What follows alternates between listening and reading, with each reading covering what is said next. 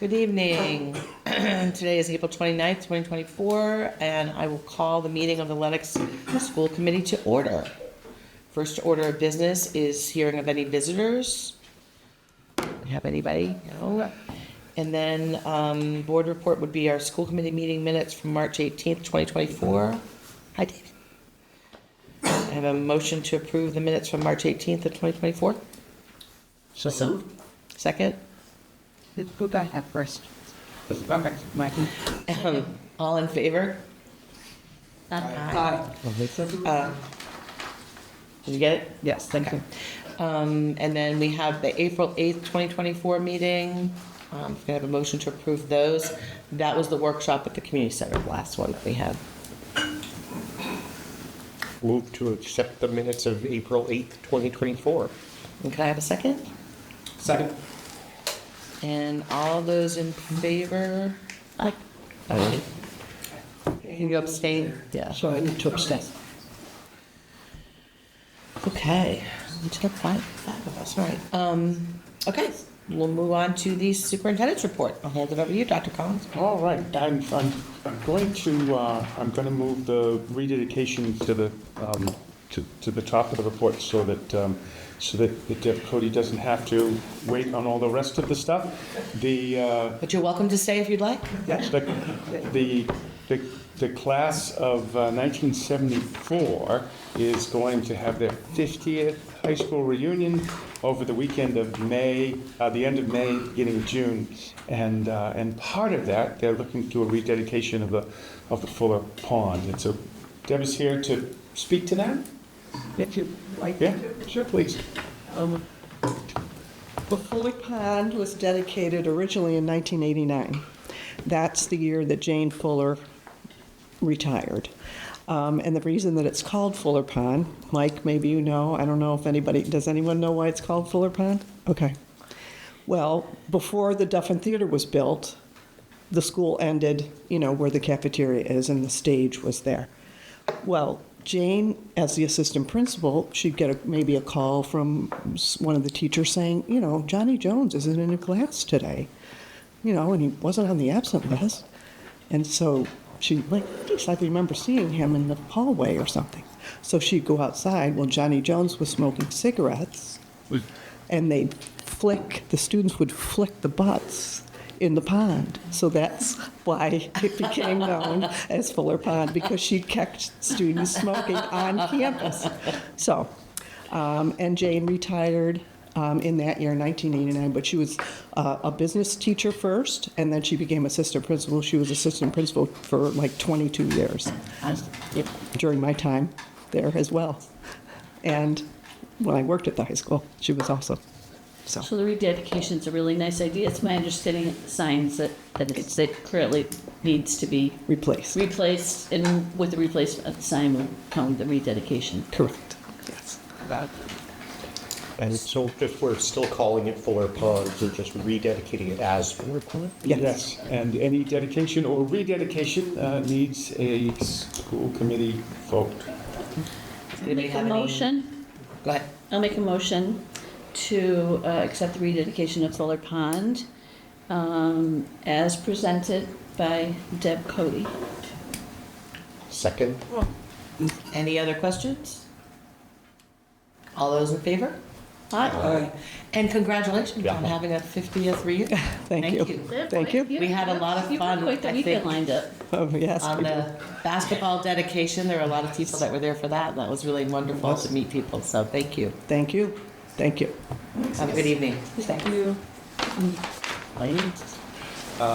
On to highlights and recognitions, and first and foremost in our midst, we have the Massachusetts Elementary Principal of the Year, Principal Kelly. So incredibly excited.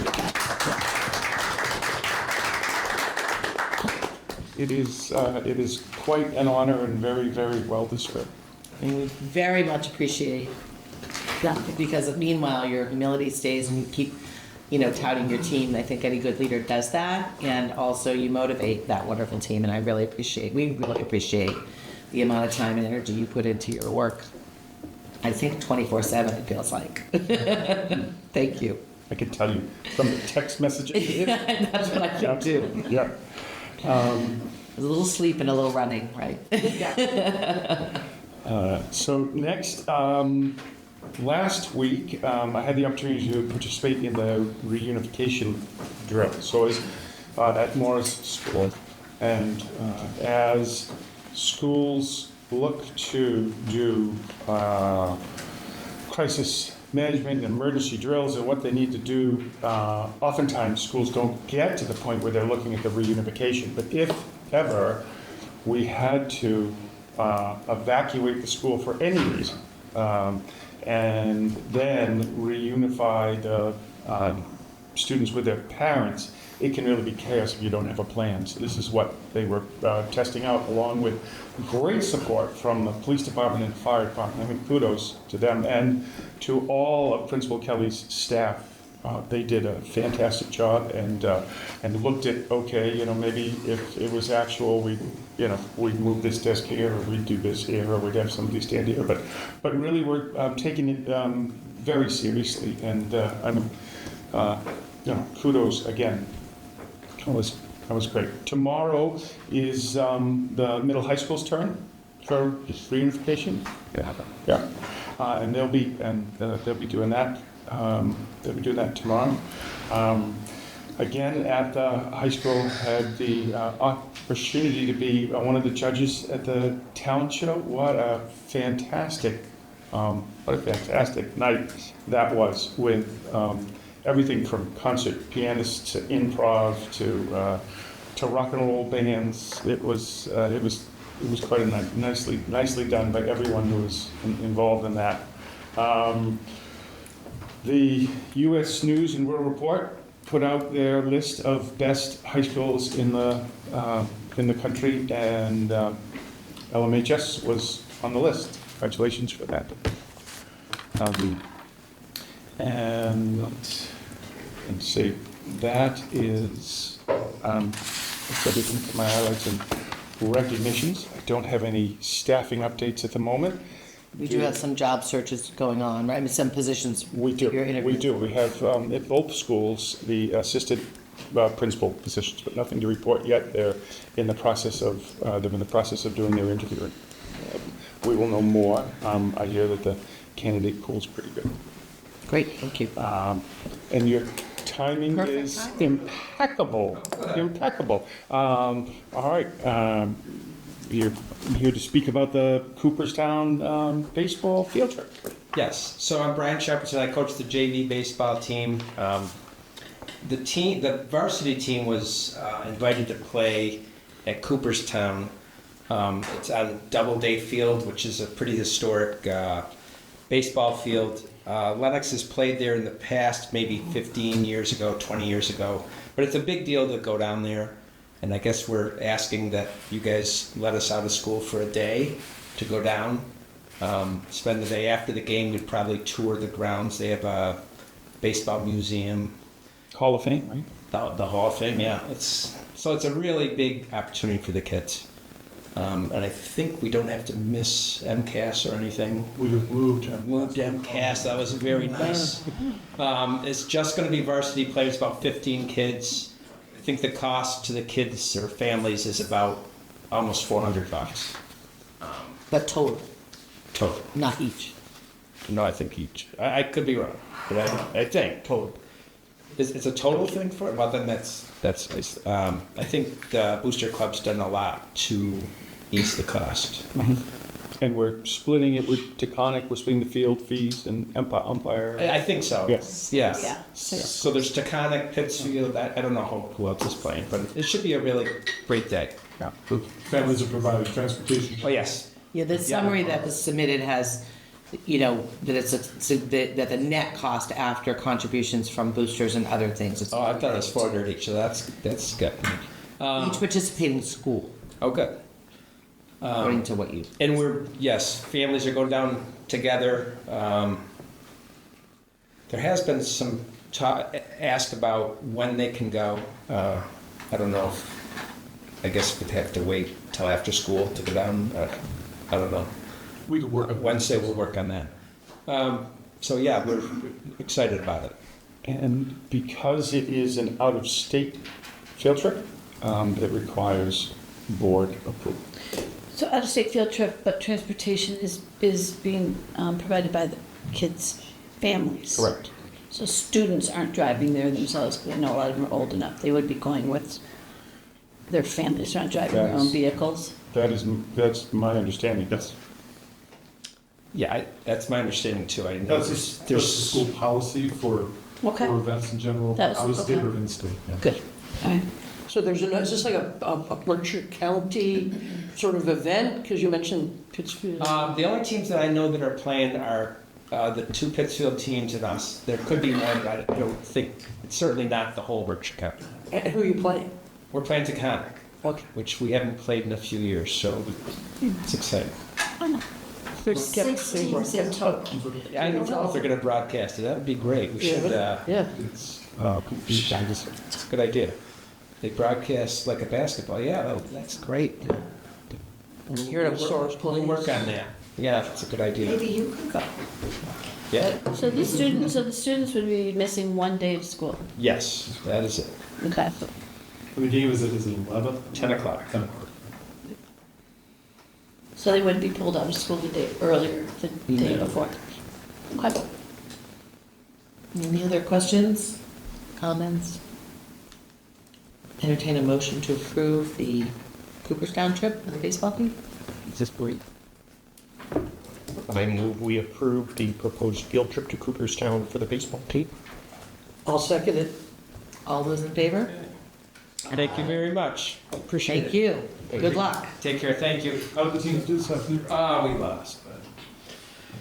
But everybody had fun. Yes, yes. We'll get them Thursday. All right. Thank you. Thank you. Take care.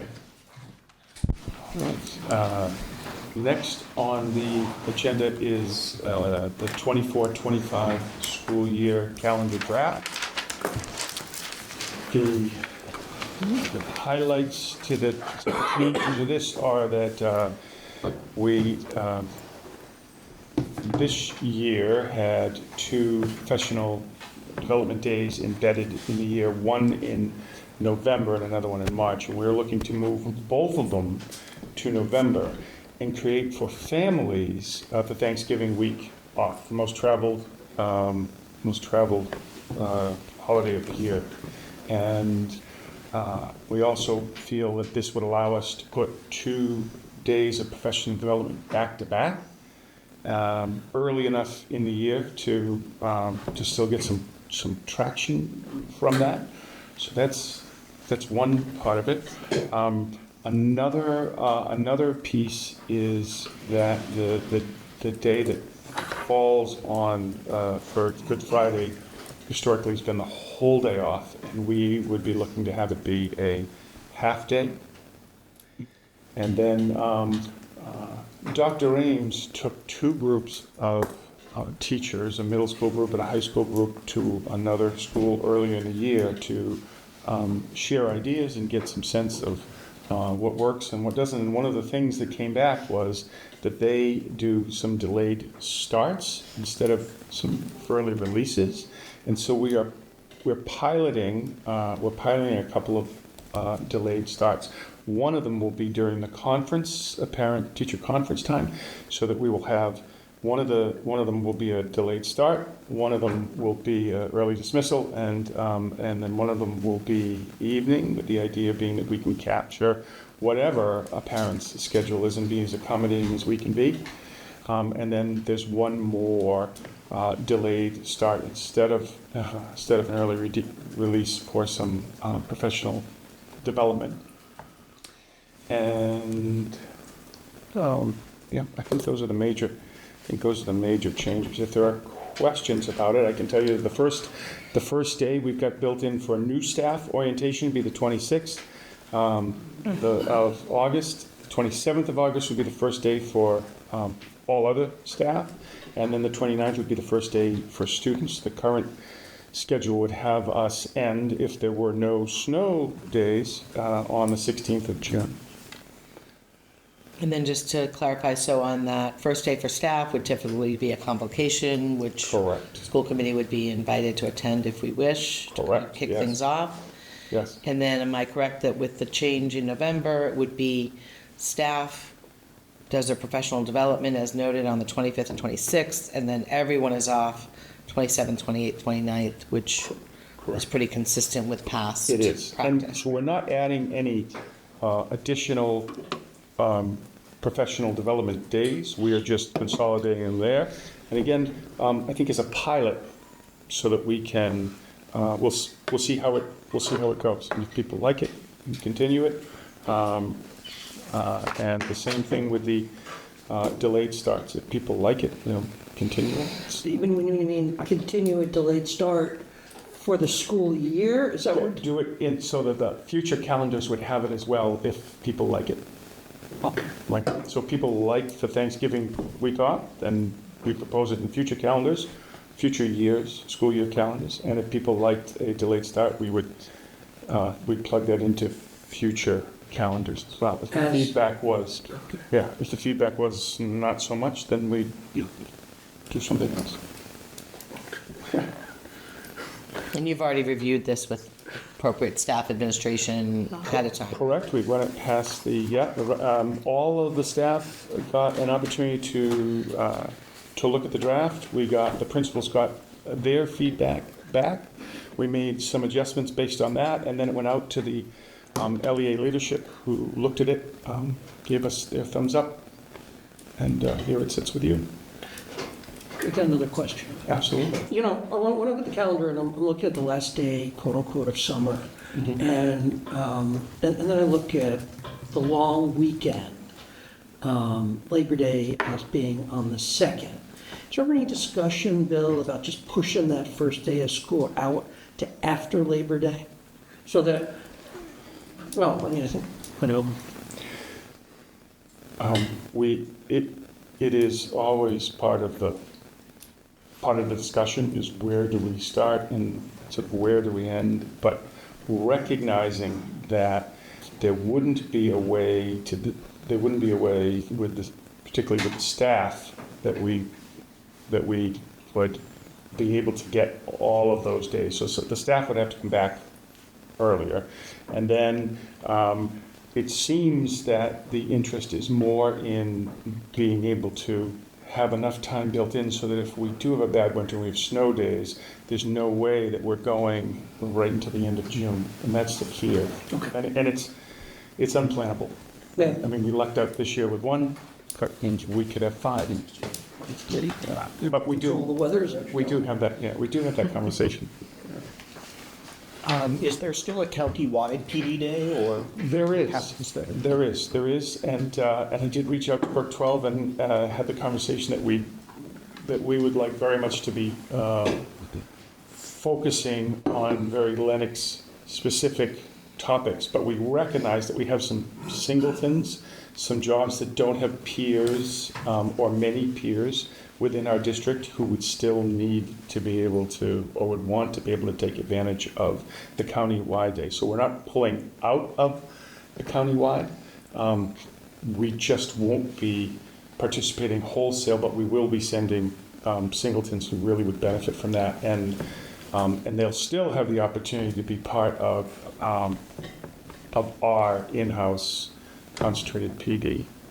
And so we won't, but we will have school that day. We'll just have to pull We will have people. school. We will have school that day. And one of the issues for some other schools is that they use their schools as election sites. So the school is the election site, and that means that they couldn't do the same sort of thing that we do because their school place is being used, and that's why they piggyback it on that county-wide day because it's an election. Is the Wednesday before Thanksgiving typically a half day? Yeah. It's been a whole day for the last few Well, years. this year I think it was a whole day. This year it was a whole day, but typically it was a half day. Before that, I think it was. I wasn't here then. Okay. It was a full day up? It's a full day off, I believe. It's been a full day off for a while. I don't remember when It it has been started, for a but it's a while. few years, yeah. I think it just became untenable to get people, with transportation and travel is so hard, I think it was. I'm just wondering what the parents' expectation of the community center would be, because that kind of throws it into another vacation week. And if they'd be looking to the community center to be providing, kind of adds to the budgeting and the staffing. And if you're encouraging families to have a vacation week and travel, Yeah. that impacts them that particular week. The professional days we're used to, We did, here and there. right, and we did think that by taking the two standalone days and putting them together, that it may be easier for families to plan for a week if they were gonna. No, I'm saying, but if they're planning to travel, Yeah. that's, a lot of our staff comes from the school system. So I just was curious, Right, if there's any thought to that, because it does impact the community center staffing budget and what the expectations of parents would be those 2 days. It'd be 3, actually, because, yeah, I was curious. Okay.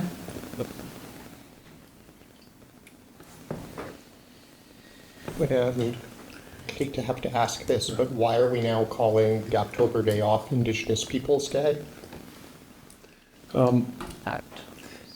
for the, again, the theme of belongingness, that it was,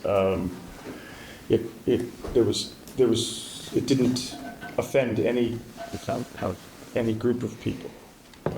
I think that there are a number of places too. I mean, I wasn't part of the creating of it, but I saw it or put on the agenda. I will say that a significant number of communities do acknowledge it in that way, and including the state. There's a number of calendars that you look on that list that on their calendar as well. I don't think there's been a federal change No, in the title. It has neither been a federal change, nor a state change, nor a Lenox change. I thought we had landed on the compromise of just labeling it federal holiday, calling it Indigenous Peoples' Day. Now, so be it. I don't see why we have to continue to further politicize things like the school calendar.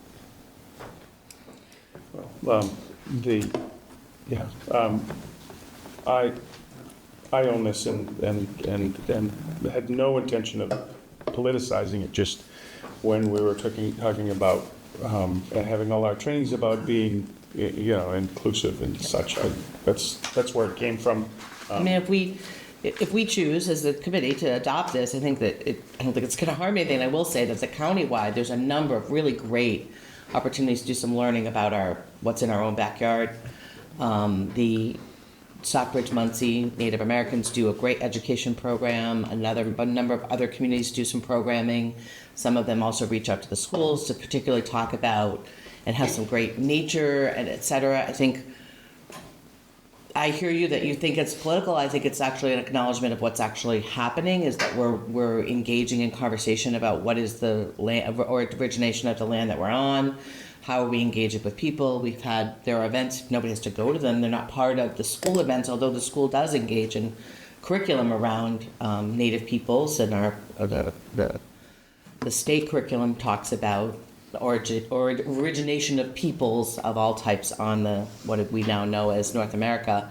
So I think that it's certainly something that is happening, and we can choose to acknowledge it. I'm in favor of us choosing to acknowledge it. It seems to be a great learning opportunity for our community, and many communities are engaged. And we're really fortunate that I think we've had the Stockbridge Muncie education team has engaged a lot with our Berkshire community, because many of them, because of being driven off their lands, have chosen to come back and really talk about those early times. And so much of this landscape and what we deal with is focused a lot on some of their history, and I think it's a really great learning opportunity. So whether we call it that or we call it a federal holiday, I think it's great that we have an opportunity to do a lot of learning about what's happening in our own backyard in all kinds of ways. I think it's really cool. So I had one more note on Yeah. the calendar, just that the week of November, we're also hoping that by giving folks, parents, families, the 25th and the 26th, that we will have fewer absences, people who are going to leave anyway to do their traveling and what have you, so. Hopefully and that will help with that, yeah. help move our chronic absenteeism then. Do you typically have high absences during those 2 days? I think before any holidays, we do, particularly if anyone's flying, because airfare goes up on the search right those days, and if you get on the shoulder days, you can get, if you're a family, you spend $1,000 less. Yeah. Any other questions, comments, or prepared to move? We have to actually vote on this calendar, correct? Yes. I can have a motion to approve the calendar. Second that. So moved. Anybody want to second that? I'll second it. Any further discussion? All those in favor signify by saying aye. Thank you very much, and thank you for also just all the work that went into how do our faculty engaged and our staff, because I think we also are engaging a lot of our staff as well in PD during those days, so thank you for that. Hopefully it's a good plan. And a shout out to my executive assistant for, it really is, I think, easy to read, it's pleasing to the eye, it's, Thank you, it's, Amy. you know, nice job. As everything, always so organized. Thank you. And then, What's that? It's left maroon. It's maroon and gold. There you go. so in the fall, we had the climate survey. Since that time, the principals and I have been evaluating the results, and they are here to give a presentation to you and the community watching on the story the results tell. We'll start with Lola Morris. Thank you. Hello. Hello. As you can see that we gave the survey to students in 3rd through 5th grade. We have, so all the students 3rd through 5th grade took the survey. Out of parents, we have 233 families. Of that, only 65 parents took the survey, and 30 staff members. So spring survey, when that goes out, my leadership team has discussed ways to increase the parent response. Next slide. So overall, the survey reveals positive sentiments about our school culture. This is the parent portion, feeling that students are shown respect, that it's a safe place at school, easy to get help with bullying. Again, you know, right now we use the social emotional curriculum second step, and we do the bullying component. We do it every year between February vacation and April vacation, because that is the time of year where the weather's getting better and it's time to go outside, and we're getting really close to each other. We're like one big family. And you know what happens when family gets together for a long time. So we specifically do the bullying component right now. So I hope in the spring that number will increase, because children will have gone home and speak to their parents about what they're learning about in bullying. And if you were to walk through Morris right now, you'll see signs up about kindness and, you know, speak out against bullying and things like that. Can you just go back one? Where it says school climate getting better, I feel like this question in general, maybe we could have worded it a little bit differently, because I think when I met with my staff, there was some confusion on really what did we mean by that. Again, our parent population thinks we're very accepting of our school community. And again, we continually try to improve that, be a school that really values all types of learners. You know, as a school and adults ourselves, in our model, creating brave and safe spaces, I feel like that we're always constantly learning. Dr. Collins and I had a parent meeting today. Even from that parent meeting today, there are some things that I'm going to reflect on with staff on Wednesday at a faculty meeting, just about what we're doing in the classroom and ways to go about making sure that we're being inclusive to everyone. Thanks. And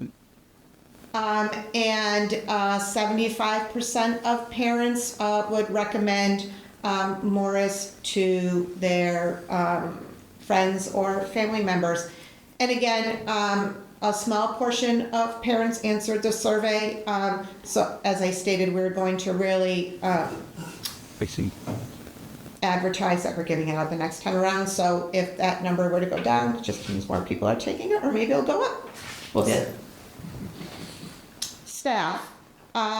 Staff, we have a great school culture and climate at Morris. That is something that you see in the students, in the staff every day. Today, I had one of the assistant principal candidates with me for the afternoon, and that person commented on just the feeling you get when you walk in Morris. You know, happy staff, you have happy students. If everyone has their needs met, then it frees you up to do your job, and the students are what we're there for, and to make sure that they're learning and growing. Excellent. Again, we have worked with the ADL this year about learning different strategies and ways to implement through our instructions, through our instruction about being more inclusive. So my staff, when we took their survey, we were going through that training, and this is just a self-reflection on what we see within ourselves and what we could improve upon. And that, you know, even we're always learning and growing, and I learned a little bit today from a parent. Yeah. So and 90% of the staff would recommend Morris to their family and friends. Next slide for the students. So our students in grades 3 through 5th grade, a majority of the students expressed satisfaction with their experience at Morris. I will say, when we were going through the survey data, my leadership team, we started talking about how teachers gave the survey, and we learned that not everyone was consistent in different ways that they gave the survey, especially maybe describing what a Likert scale is. One staff member read the survey, so we're going to be more consistent the next time around when we give this survey in a few weeks. Next slide, please. Is that? And that is the Morris School survey in a nutshell. All right, and then I think, is there another link for the conclusion? For me? There's another link. Is it? I didn't have anything else. Okay. There's a link for that document, but it's not part of the. Oh, okay, perfect, okay. Any questions? Do you want me to pull up?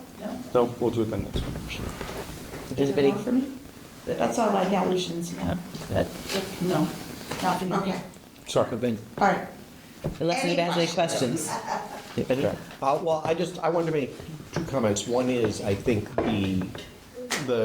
all of the number answers where you have a scale of 0 to 100, but the number in the abstract as a point in time is hard to know what it means. But I think they'll be very valuable for benchmarking and seeing how those numbers are changing. The other thing is just to, I think we're all aware of what an extraordinary leader Brenda is in the school, but how likely would you be to recommend Morris data is this is my favorite question. I'm always telling LPS to throw into various surveys.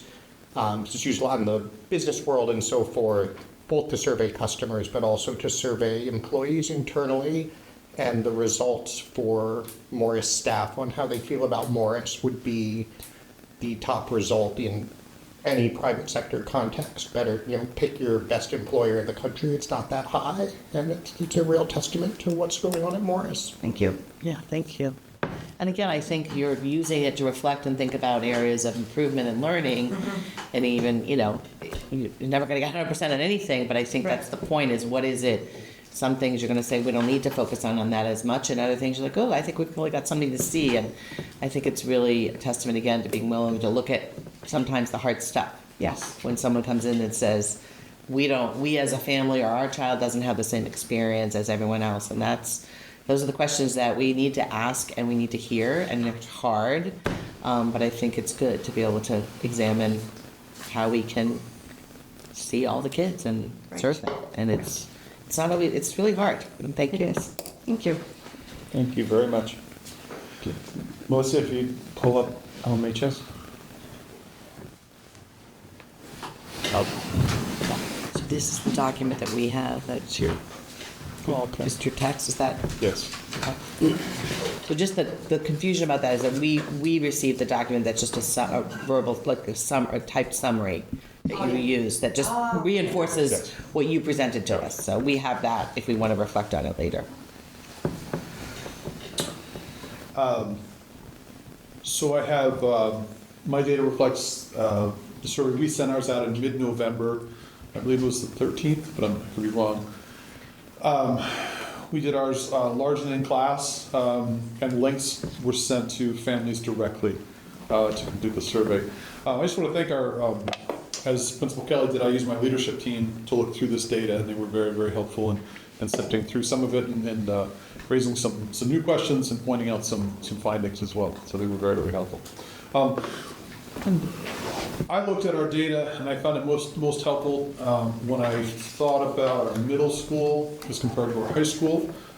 We really do, we're all kind of in the same building up there, but there are some paths, some experiences that are distinct to middle school, and I think that's revealed in this data. The other thing that was really interesting was looking at, and you'll see some of the slides make this really clear, was comparing the perceptions of adults, including parents and teachers, as compared to the students. That really became clear when we started to look at high school data. So I looked at some of the same questions. Next slide. So the way I mapped it out was a little bit different. I want to point out that when I write how safe do students feel at school, that is this question was a little bit different for families and for teachers and for students. But I only used questions where I could find, it was very, very clear so that question, how safe do students feel at school? The student question might have been, how safe do you feel at school, for example. It wasn't worded exactly that way, but it was very, very clear. Clear enough that I think we can safely compare the data. And you can see that high school teachers, and that was the Likert scale that they had. 0 was unsafe, 50 was safe, and 100 was very safe. High school teachers at 65, as compared to high school families on the other end of it, 79 was the average. We're kind of all over the place on that one. High school teachers, students, and families are distributed across those groups. Middle school students, teachers and families are as well. Next slide. How school culture improved. This is one of the glaring numbers that came out of the data was our high school students. The average was 48, which I'll point out isn't quite as bad as that sounds. 48 never sounds like a good number, but that is a 50 on this Likert scale would have been it's somewhat better, and our high school students came in at 48. You can see, however, on this slide. Look at the red, the purple, and the gold. Middle school students, middle school families, and middle school teachers are far out on the right. So the students were at 65, families were at 69, teachers were at 69, all quite a bit higher than our high school numbers in terms of whether or not school culture has improved. Next slide. How likely would you be to recommend LMHS to a friend? See a similar trend here. Our high school students are to the far left. But again, that midpoint, 50, would have been somewhat likely. So high school students were 43. And again, you see, if you look to the right again, we have those three middle school categories of students, families, and teachers. They're our highest numbers. Families and teachers of middle school students were 84 and 87. And again, on the far left, the distribution were high school families, teachers, and students. So it's interesting when you start to think about the middle school numbers as compared to the high school numbers. So this was there is a typo in this, I apologize, it's only myself to blame, I won't point it out, I'll leave it to you to find it. This was the actual question. I wanted you to see what students were responding to, and the print's a little small, so I'll read it to you. It says, how would you rate the tolerance our school community surrounding? And there are 4 categories here: race and ethnicity, sexual orientation and gender identity, religion and beliefs, and disabilities. And the 4 categories were very intolerant, somewhat tolerant, and very tolerant. So we're going to look at a series of slides in a minute, and the text is rather small. But what you're going to be looking for, I'm going to ask Melissa to go back and forth a couple times for me. Here we're going to look at the difference in opinions of adults and students. Okay, so if we go to the next slide, Melissa. So this is middle school families. And I apologize, step away from Mike here, but the yellow is somewhat accepting and the green is very accepting. So the top category is race and ethnicity, sexual orientation and gender identity, religion and beliefs, and at the bottom is disability. But middle school families, you see a lot of yellow up there and quite a bit of dark green, meaning most of them feel that we're somewhat accepting, we're very accepting. Okay, in those categories. Only two categories have blue, and there's no light green of not accepting. Okay, if you go to the next slide, Melissa. Middle school teachers, very similar. If anything, they think we're more accepting because we see more dark green, a little bit less yellow. Only one category has a little bit of blue, but again, no green. So none of the parents, none of the teachers are saying that we're not accepting in middle school of any of those categories. And if we look at the students' perspective in the next slide, boom. Still quite a few of them feel that it's somewhat tolerant or very tolerant, but in all 4 categories now, from the student's perspective, we see light blue and light green, meaning somewhat intolerant or very intolerant. Those are the middle school students' perspectives. And I'm going to ask Melissa just to flip back 2 slides to the middle school families, and now go one forward to middle school teachers, and then again to middle school students. You can see the shift there. Dark green there. There's so much more dark green on this one. There's a lot of dark green, but I'm very concerned that all of a sudden we'd have some students in all these categories. And I do feel that way. You're right, though. There are a lot of students who feel we're very tolerant. Bigger variation. We'll do the same thing for high school. If you go to the next slide. So high school families, these are the same categories. The colors mean the same things. We have a lot of dark green. We have a lot of yellow, meaning high school families tend to think that we are tolerant in those 4 categories. If we go to the next slide, we have high school teachers. We pulled way back on the dark green, which is very accepting. A lot more yellow, somewhat accepting. But you'll see we have somewhat not accepting in all 4 categories, and in 2 categories, sexual orientation and gender identity and religion and beliefs. We see some of that light green not accepting. And if we go one more slide to the students, Really? very clear message there. Okay. So Melissa, we do the same thing, go back 2 slides. Philip, sorry. You had one job, Melissa. So high school families, next slide, high school teachers. And then one more slide to our high school students. Right, so this is really concerning, right? This is, and again, these numbers concern me, but more so it's the disparity between how adults perceive our tolerance in those categories and how students feel tolerant. Okay, can you go one more slide for me? Good. Our number of respondents here, we had the vast majority of our students in both high school and middle school completed this. Again, they did it in class, and we used our social studies classes. It's unfair, I say 25 out of 26 high school teachers, and then I say 16 out of 22. That's not fair to say that several middle school teachers didn't respond. The way I broke it out is possible to know which of the teachers were middle school and which of the high school. Most of our staff, most of our teaching faculty completed this. But we, as did Morris, we had very, very few families in both the high school and middle school complete the survey. We had 212 high school students complete the survey, and we only heard from 18 high school families. We had 182 out of 189 middle school students complete the survey, and we heard from only 11 middle school families. Next slide, please. So just in summary, I've got six bullets here. Students seem to feel safe and know how to get help when it's needed. That's the good news. Overall, that's generally the case. We need a better understanding of how our data compares to other schools. Not because that can explain away anything, but if some of this is being felt by students everywhere, that's different than our students are suffering the way that students in the surrounding schools are not. The vocal data from the MCAS administration could be helpful with that.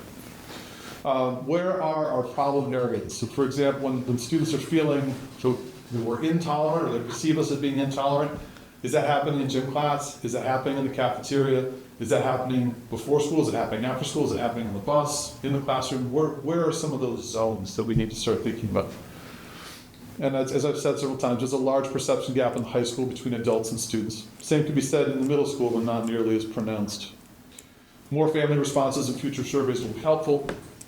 And I think it's important to note that in general, the perception of the climate in the middle school is more positive. The perception of the climate is positive. We all share the same building, share a lot of the same experiences, but for whatever reason, among students, families, and teachers at middle school, perception seems to be more positive.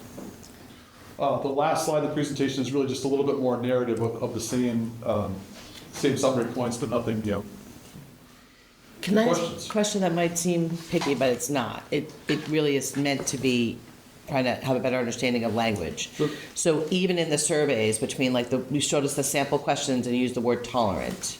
And then in the summary of the data, interspersed depending on what different ones, some said accepting and some said tolerant. If you look back now, you'll see it, that in some of your slides. Do you want to go back to? And one of those things, again, where I think for some people, the term tolerant and accepting are the same. I'm not sure that I think that's a universal understanding.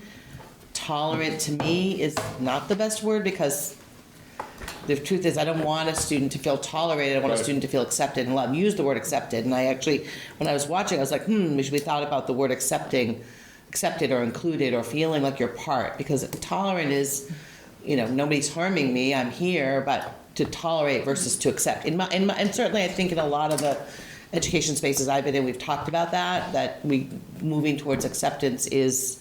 You're absolutely right. Actually, I was. So when we survey the future, my hope is that we also get clear on that and maybe really do think about, I don't know whether the difference in terminology makes a difference in the results. That part I'm not that keen on and knowing, but I think it's important to think about whether we're asking about tolerance or acceptance.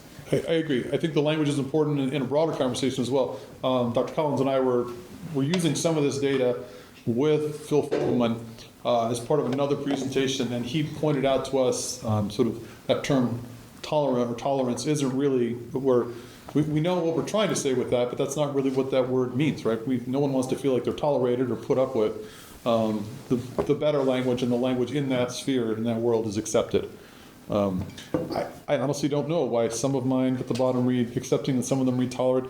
The prompt was the same, the original prompt. I'll have to go back and see. It might have been the way SurveyMonkey kicked it out. And that's where it's not meant to be picky on No, you and I your understand. presentation, but just on sometimes that is an issue. Sometimes we get clear on our language, right? Yeah, absolutely. Absolutely. Absolutely. Other thoughts on that or questions? How did the parents get a hold of this survey? Is it via email or that? How did they know about it? Yeah, it went out in. It was linked in our newsletter, and in Morris, it was linked in the newsletter as well. Newsletter. Yep. Can you do a separate, you'll figure it out. You've already said as a goal is to figure out how to get it out to more people. So I'm not going to give opinions because you'll figure it We out. could Yeah. probably do it now. This was before the new website, but now that we have Thrill share. the text messaging app access, we could probably maybe send it out through that. And keep bugging people till they do it. Right. Yes. I don't know how it's done, I'm just saying. The It's other- clear that you noticed that you would want more, yeah. We do want more. The piece is, we really want a broader response. What we don't want is to hear from 40 families who likely, because they responded or because they read this newsletter or responded to this, they might share similar opinions. We really want to find a way to get a broader response from a lot of different families. Yeah. So whatever that may be, I don't know. Any other questions? Thank you. Thank you. Thank you. And then you'll do not an exact repeat, but some further surveying at the end of this school year? Is that the thing? But this Refer was to the Dr. beginning and Collins then, Yes. Okay. Right, that's our plans to get something out in May. And again, to have it be for families to have a much more robust response. And, to Oren's point, at one point in time, what is the value of that versus when we could start to see how are we trending, what's our trajectory, how are we doing? And we may need to put some clarifying language around some of the questions that we thought when we were in a room, like this makes perfect sense, and then, it didn't make perfect sense to the folks who were taking the survey. do have one further comment, and more focus on the high school too, which is interesting, the data that you learned. I really expected it to be the opposite for middle school to high school when I was going in. But did the students have the opportunity to pose their own questions that they like to see asked or that they think should be asked, or to review it and give their feedback before it went out? I think there's some thought about whether getting the students' input on what's even being asked, especially at high school, might be helpful. Yeah. Okay. All right, Thank you. Thank you for that Yeah, work. thank you both. Appreciate your for that. thoughtfulness. Yeah, and it isn't just, put a point on it, it isn't just the surveys, it's the meaningful conversations that the admin team, the principals, and administration and I can have about this and what does it mean, and then they have these conversations with their leadership teams and more broadly with their staff, and it puts it on the front burner and has us thinking about the best ways to address this, because clearly if a certain degree of our students feel that we aren't accepting or tolerant with the language that we used, we need to address that. Yeah. We recognize it. Thank you. End of year events, there's a link in the agenda here for broken out for more chronologically, and then the LMHS chronologically for the events that are run out the end. There's a whole bunch in there. If there are any specific questions about events or anything like that, I don't know that it'd be benefit to read them all, but if there are any questions. Anybody? Packet about us, Jake, for bringing it. What's an author visit? The fifth grade author visit So, under on Ashley. the LMHS? Yes, so Amanda Sword has arranged for an author to come and speak to the students, and our fifth grade is going to the author And the author will be- conversation. The author will be at LMHS? Yes, yep, we're going there. So maybe it was for Jeremiah. Who's the author? They invited That doesn't matter. she invited the fifth grade Right. to the, Yeah. So I think we were wondering if you know off the top of your head who the I author can find out. Hold on one second. is. I'm sorry, misunderstood the curious. question. But it is also helpful to know why. So there's an event happening at the LMHS that you felt was appropriate for the fifth graders, so the fifth graders are going to join, and they're getting ready to think about being there next year. So it seems like a great opportunity for them to. Kelly has done a lot of really great work along with Dave Pugh in terms of, especially as we move through the spring, when the fifth graders talk more and more to ease that transition. I like that. Yeah, thank you. Okay. All right. So, and then in addition, the summer programming, which Billy is Mr. Kelly's Ballywick and looking at extended year services for students, particularly students who are on IEPs or 504s. That there's a link there as well. If anyone has any questions to what's going to be happening at Morris or the middle high school as far as programming. There is Chris Grabenstein. Grabenstein. So my only question on this is there, this is just for young people out there, is there part of your summer programming including needing to hire any young people for assisting with some of the events, or is it all professionals like faculty staff that's doing those programming? Primarily it's, yeah. Just was gonna give a plug out there, for the, kids looking for summer jobs, right? If they were available.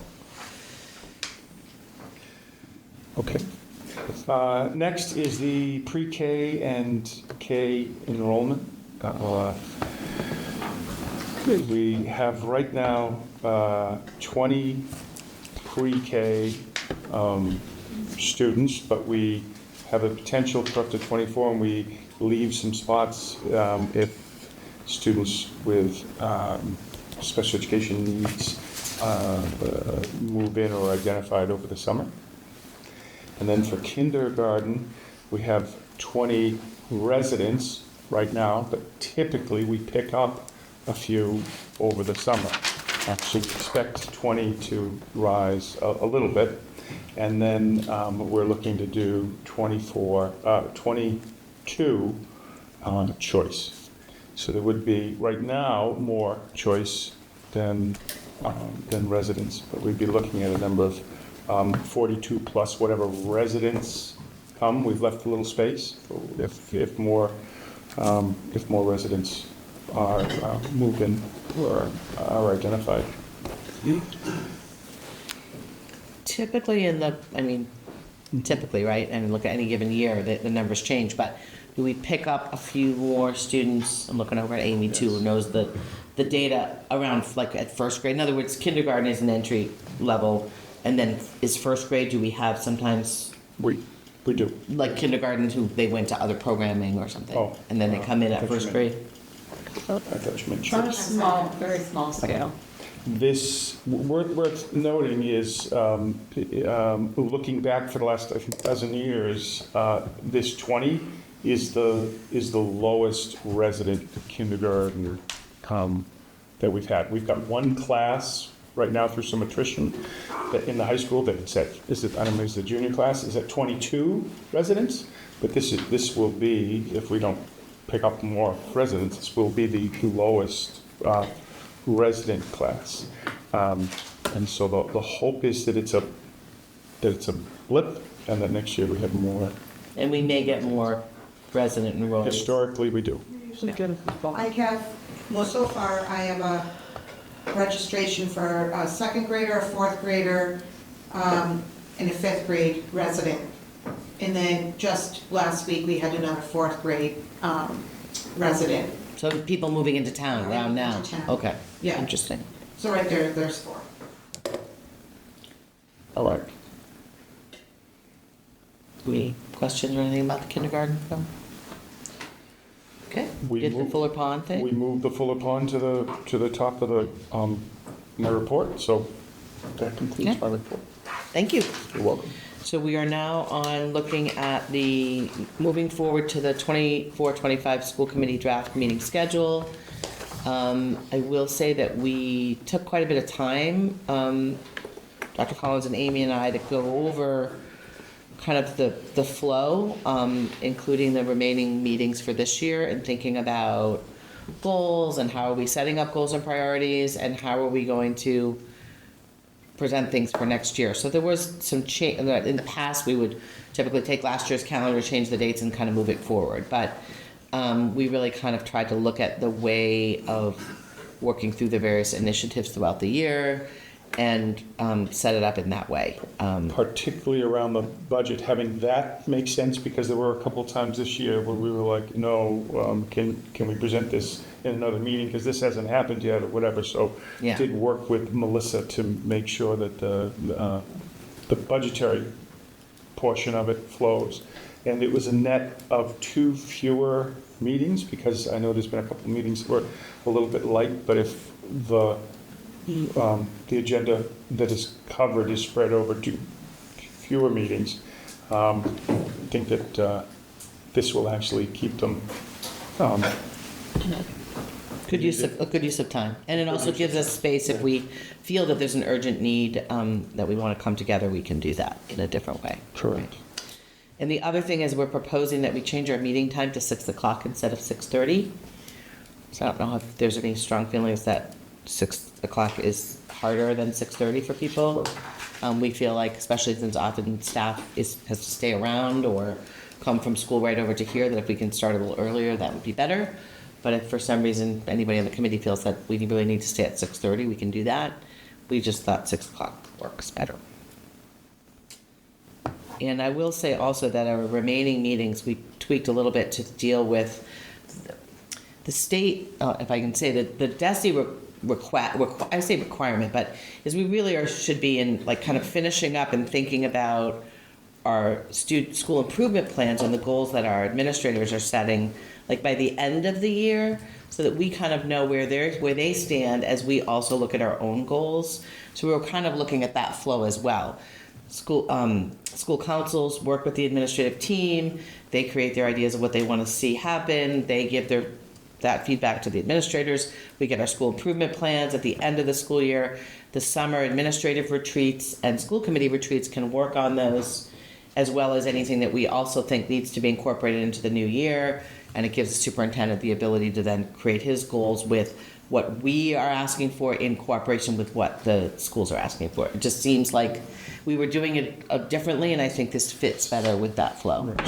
So you will see in the proposed calendar for next year, you'll see that, because it wasn't fair to change this flow, or logistically possible really to change this flow. So it'll be the same you will see October 21st, the principals reporting on their SIPs. But then when we get to the end of the year, June 9th, you'll see that they're going to report out on the results of 24, 25, and then roll right into 25, 26 for what they're looking for. And it'll make hopefully make a lot more sense for you, because it will flow from, hey, this is what we've done, and this is what we're hoping to do in a nice flow that will make hopefully will make good sense and be present in everyone's mind, because it's going to happen at the same time and also happen before the year that it's going to be implemented. Right. That's the direction we're moving in. Yeah. Yes. And then also some of those might be multi-year plans, right? So then we can keep them Correct. involved. Correct. Say we're in year 2 of a 3-year. Not everything is going to tidy in one year, so we can move those forward. Any other thoughts about the calendar? Obviously, we can also change this as we move forward, but we want to have a layout about how we're moving forward with our topics and our initiatives. Do we need to vote on it, or we just have it? We don't really need to vote on this, we just... You can change your meetings whenever you... Yeah, if we're generally in agreement, this is 2 days. the way we'll follow it, unless there's some reason to do it differently.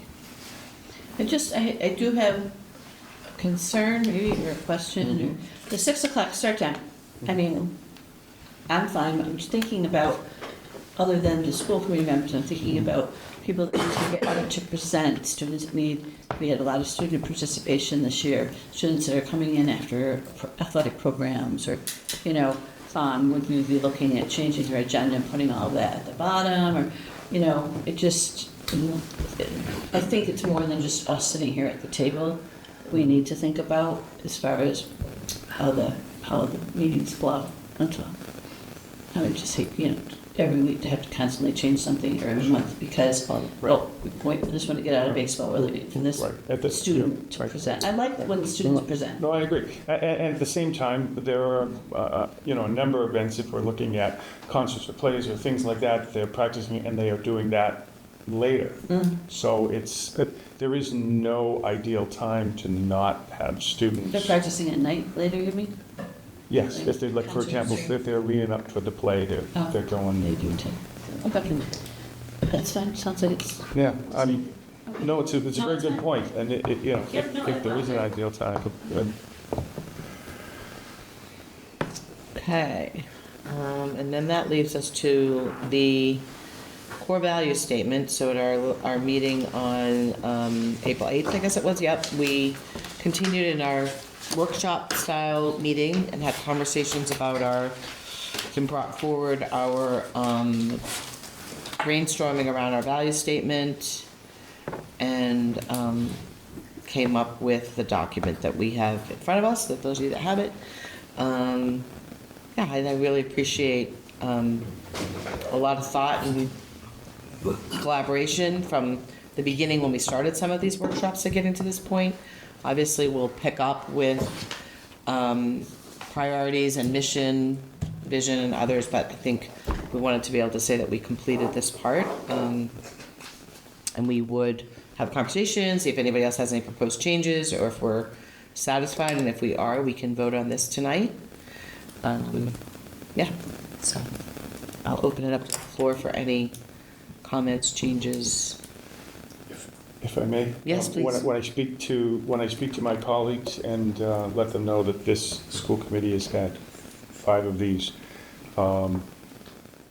workshops to get here, they're incredibly impressed that you give that time, each one of those being 4 or 5 hours of time.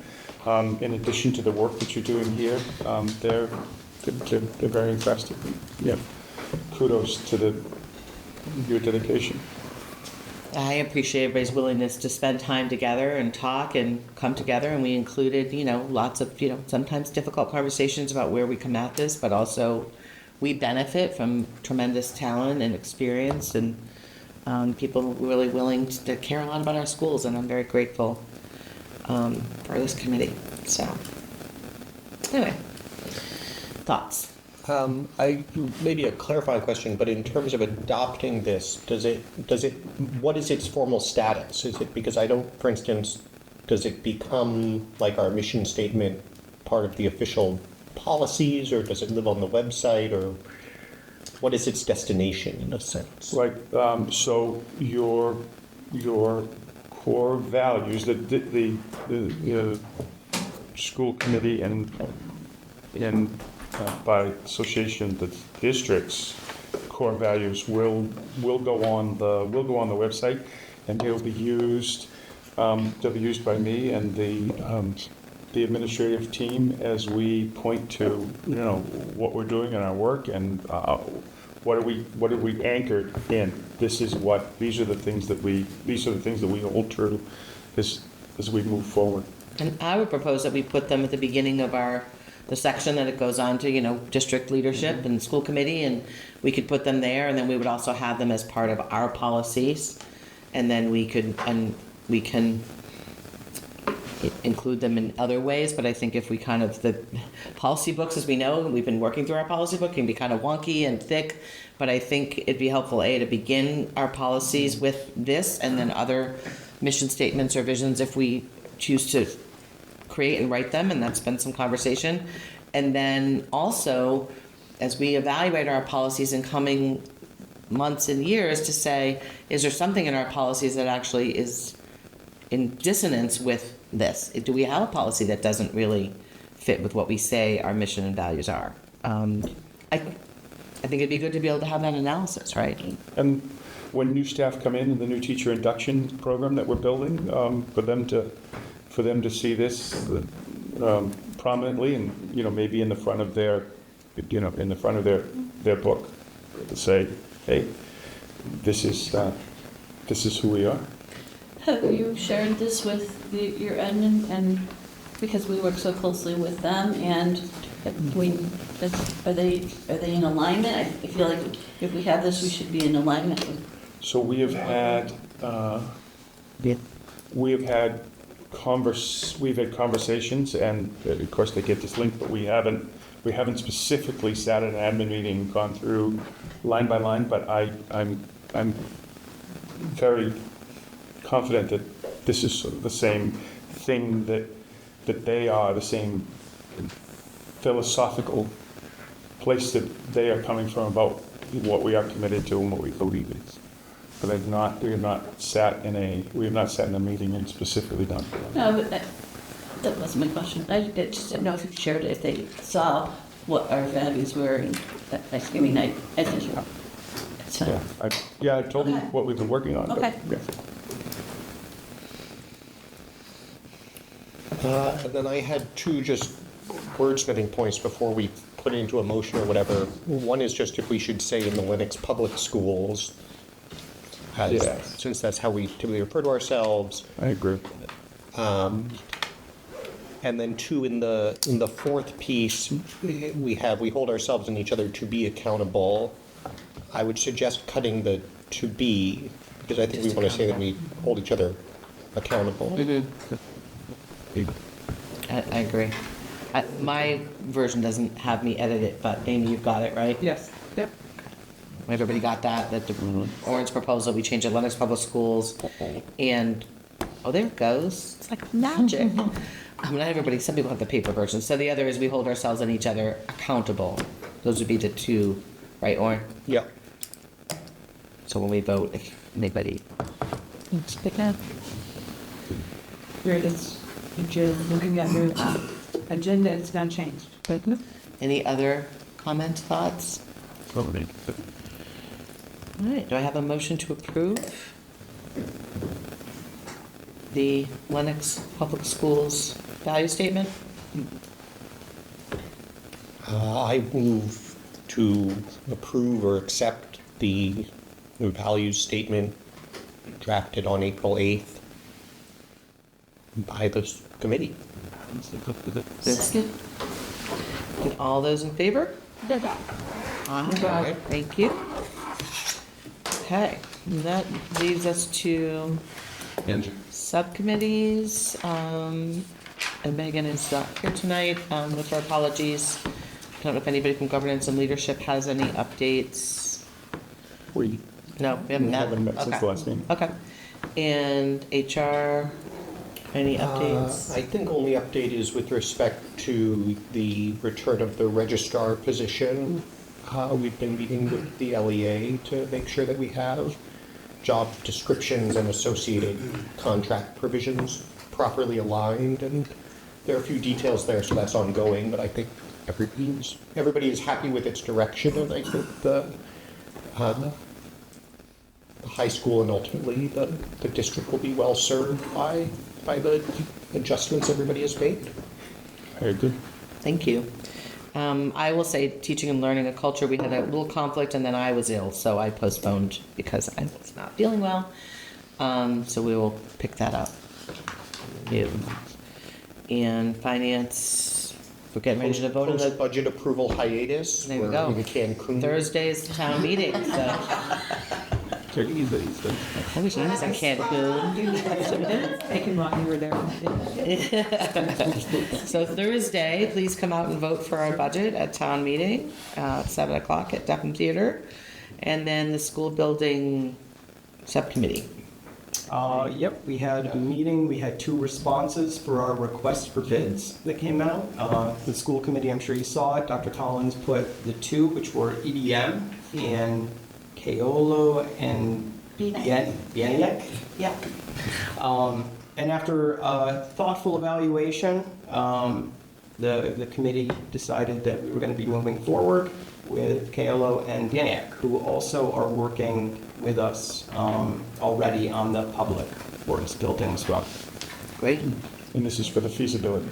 Just the feasibility study at this point, Yeah, yes. and we're moving forward, we're asking more questions of Kalo and Yannick. We haven't Officially signed up. officially There's a few signed up. tweaks. We have a meeting scheduled for tomorrow. to discuss some of the scheduling questions that were raised. Great. Okay, I don't have anything else. If anybody wants to move to adjourn, I'll make move, we adjourn. second? Second? All those in favor? Thank you.